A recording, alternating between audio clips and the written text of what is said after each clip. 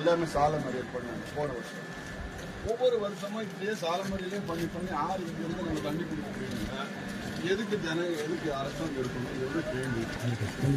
இப்போ அதுக்கு மாற்று ஏற்பாடாக என்ன சொன்னாங்கன்னா, உங்கள் தொகுதியில் முதலமைச்சர் அதாவது திருப்பூர் செகண்ட் ஸ்கீம்ல இருந்து தண்ணி கொடுக்குறேன். 27 எம்எல்டி தண்ணி வந்து திருப்பூர் போயிட்டு வெளியூர் கிராமத்தில் மிச்சமா இருக்கு. 27 எம்எல்டி கொடுக்குறேன். அந்த 27 எம்எல்டி 9 எம்எல்டி கேட்கணும். 9 கொடுக்கணும், ஒரு 6 கொடுத்தாலும் கூட இந்த 6 எம்எல்டி கொடுக்கணும். ப்ரொபோசல் ரெடி பண்ணி கவர்மெண்ட் ஒரு வருஷம்னா பணம்.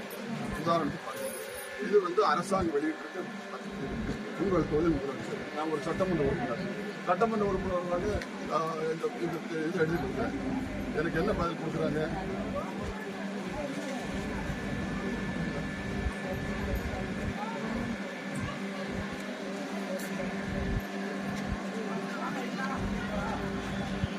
இருபத்தி 25 சட்டமன்ற உறுப்பினர் அதாவது உங்கள் தொழில் முதலமைச்சர் திட்டத்தில் கோவை மாவட்டம் காரமடை ஊராட்சியை சார்ந்த 6 ஊராட்சிகளில் உள்ள 114 ஊரக குடியிருப்புகளுக்கு கூட்டு குடிநீர் திட்டத்திற்கு குடிநீர் நடக்க கோவை மற்றும் திருப்பூர் மாவட்டங்களில் திருப்பூர் மாநகராட்சி 3 பேரூராட்சிகள் மற்றும் 37 வழியோர கிராமங்களில் உள்ள 299 குடியிருப்புகளுக்கான கூட்டு குடிநீர் திட்டத்தில் LS 8820M நடுவு நீரேற்ற நிலையத்திலிருந்து 300 மில்லிமீட்டர் விட்டம் உள்ள நெகிழ் இரும்பு குழாய் அமைக்கும் பணி உங்கள் தொகுதி முதலமைச்சர் திட்டத்துக்கு பேர் போட்டு 19.36 கோடி ரூபாய் ஒதுக்கீடு செய்யப்பட்டது. எப்போ பணி எடுக்கப்பட்டுள்ள ஆண்டு 2024-25.